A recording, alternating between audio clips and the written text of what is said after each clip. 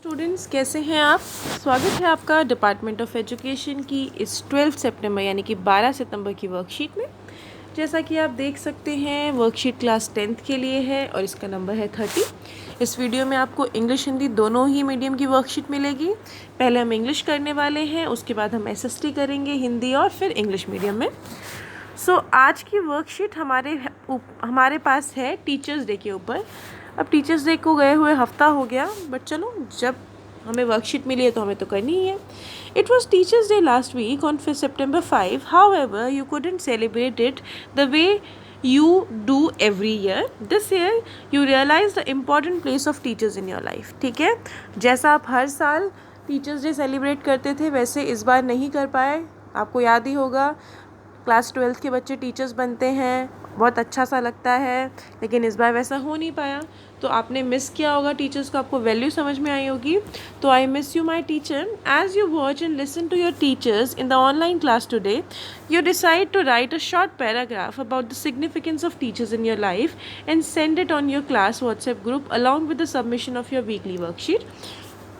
आपको क्या करना है, आज आपको एक पैराग्राफ लिखना है अपने टीचर के ऊपर, 100 से 120 वर्ड का। Significance of teacher in your life, यानी कि टीचर्स की क्या इंपॉर्टेंस है आपकी लाइफ में, क्या सिग्निफिकेंस है, और आपको व्हाट्सएप ग्रुप में भेजना है उसको।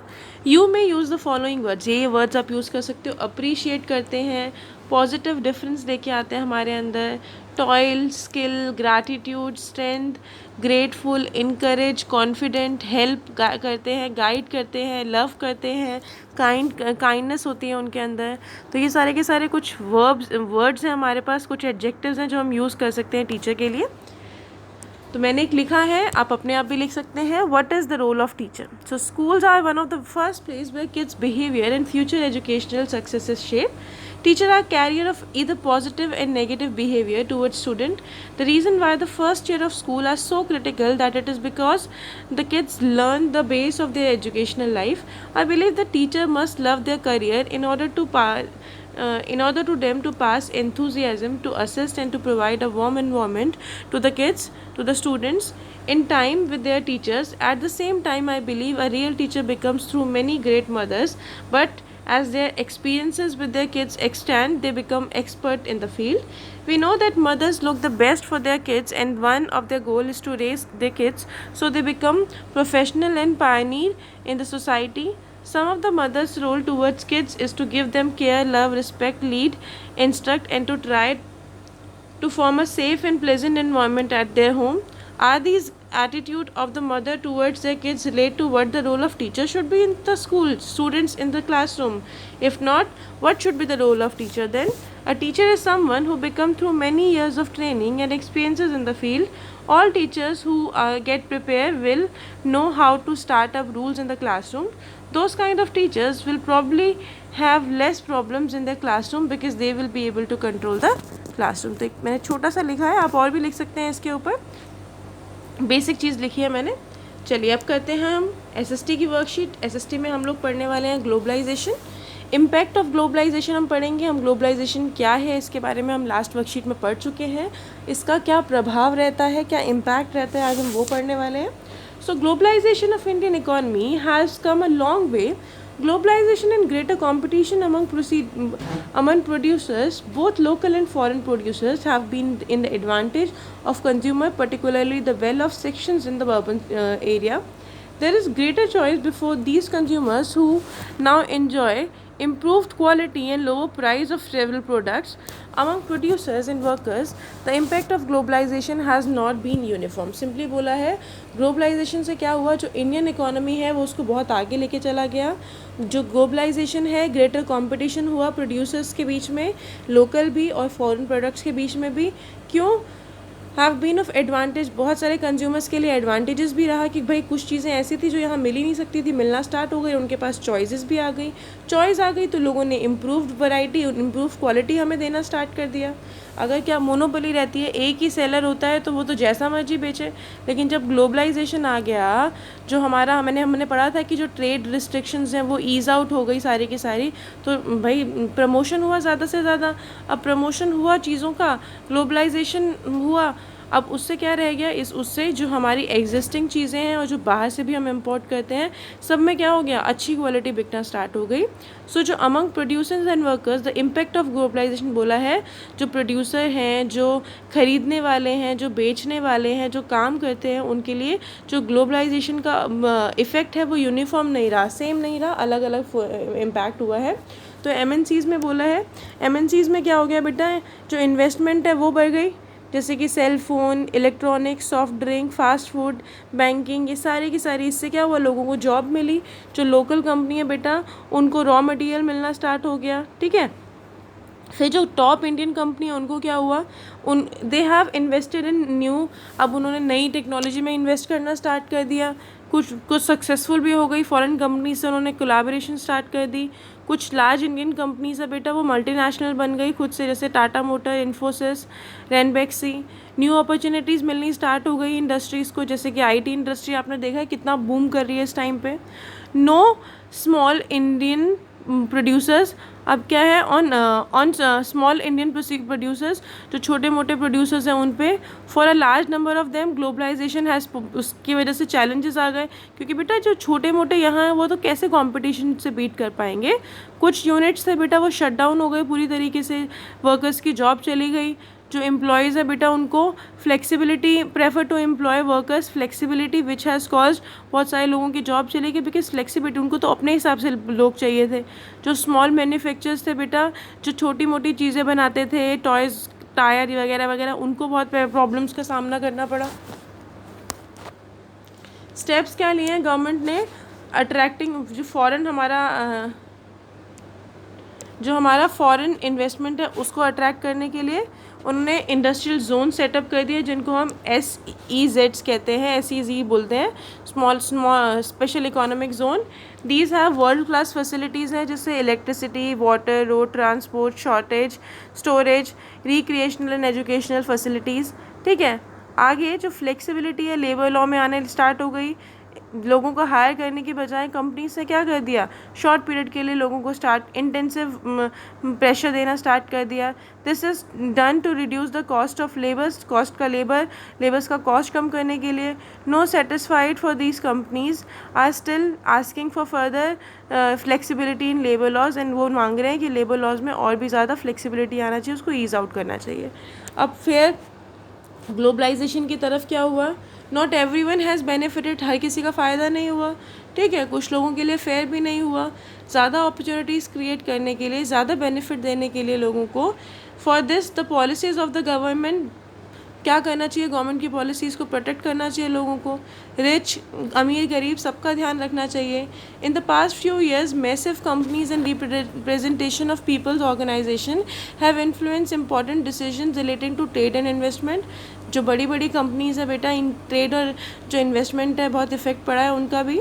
This has demonstrated what people also can play an important role in the struggle of their fair globalisation. इसने दिखाया है कि जो लोग हैं बेटा वो कैसे, जो ये स्ट्रगल है ग्लोबलाइजेशन का, उसमें क्या उनकी भूमिका है, क्या वो रोल प्ले कर रहे हैं। कुछ क्वेश्चंस हैं, उनके आंसर्स हैं फिर हमारे पास, देख लेते हैं। हमें पहले में इम्पैक्ट बताना था ग्लोबलाइजेशन का, तो it is true that impact of globalisation has not only beneficial for all, it has benefit, customers को भी बेनिफिट हुआ है, लार्ज कंपनीज़ को भी बेनिफिट हुआ है, ठीक है, यही एक्सप्लेन कर रखा है। सेकेंड क्वेश्चन, SEZs क्या होते हैं, आपने पढ़ा था, स्पेशल इकोनॉमिक जोन्स होते हैं, क्या कॉन्ट्रीब्यूशन है बेटा उनका, water, transport, storage, media, education, सब में उनका क्या है, उनका रोल बहुत अच्छा वाला है।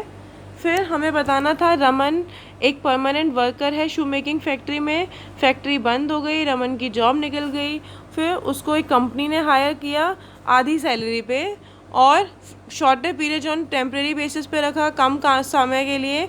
बट अब क्या इम्पैक्ट रहेगा रमन के ऊपर, फर्स्ट पहले तो जॉब सिक्योरिटी फॉर रमन, क्या क्या चीज़ें चाहिए बेटा, उसको जॉब सिक्योरिटी मिलने की चाहिए। Second, they have to work more hours than they used to do, ज़्यादा घंटे काम कर रहे हैं यहाँ पे। थर्डली, उनको सैलरी कम मिल रही है। चौथा क्वेश्चन है, what do you mean by the foreign globalisation. Fair globalisation का मतलब क्या होता है और इक्वालिटी जस्टिस क्या क्या चीज़ है, कैसे रिलेट करती हैं। तो जो फेयर ग्लोबलाइजेशन है इसका मतलब होता है जो इक्वल बेनिफिट और बेनिफिट मिलने चाहिए सब लोगों को।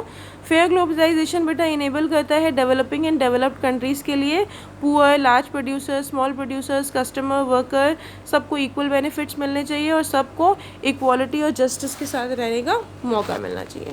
तो इस तरीके से इंग्लिश में ये वर्कशीट कंप्लीट हो गई। नोट डाउन कर लीजिए इसको पॉज करके।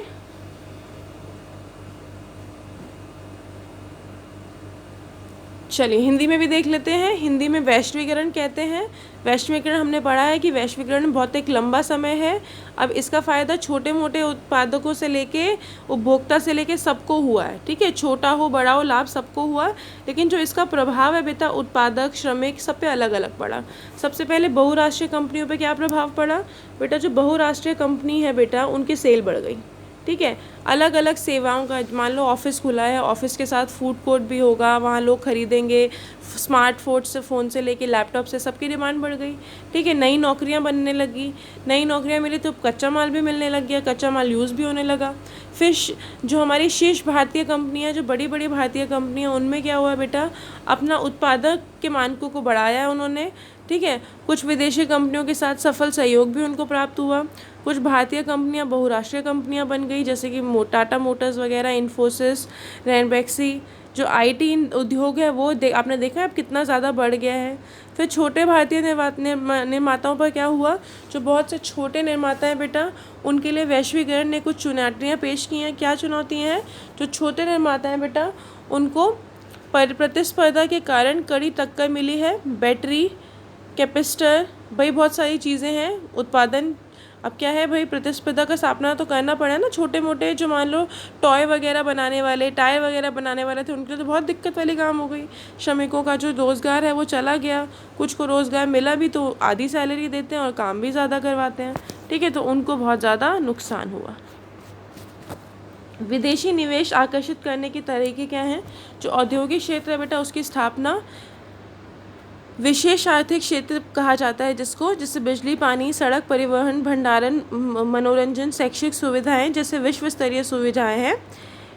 एसडीडेट के उत्पादन इकाई रखने वाली कंपनियों की शुरुआती 5 वर्षों के लिए कर का भुगतान नहीं करना पड़ता है। तो ये सब लिखा हुआ है।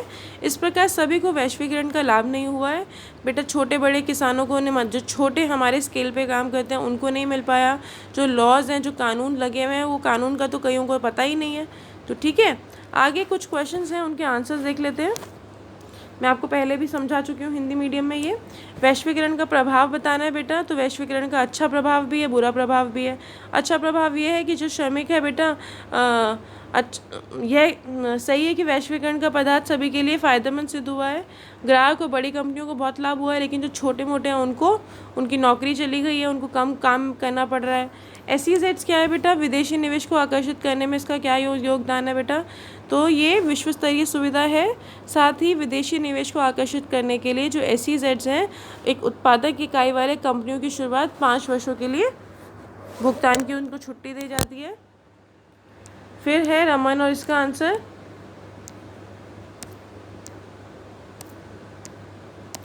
रमन और उसके साथ के कर्मचारियों की नौकरी अब स्थायी नहीं थी। दूसरा, उन्हें एक अधिक समय तक काम करना पड़ता। तीसरा, वेतन भी कम मिलता था। निष्पक्ष वैश्वीकरण से क्या अभिप्राय है, तो निष्पक्ष वैश्वीकरण का अर्थ है एक समान लाभ या फायदा। निश्चित तौर पर निष्पक्ष वैश्वीकरण से विकासशील व विकसित देश, अमीर गरीब, बड़े उत्पादक और छोटे उत्पादक ग्राहकों तथा श्रमिकों को एक समान लाभ मिल जाएगा और काफ़ी हद तक जो आर्थिक समानता और जो न्याय है वो सुनिश्चित कर पाएंगे। तो इसी के साथ आज की हमारी वर्कशीट कंप्लीट होती है। हमने SST भी कर लिया, हमने इंग्लिश भी कर लिया है। तो कल मिलेंगे कल की वर्कशीट के साथ। तब तक के लिए स्टे हेल्दी, स्टे सेफ।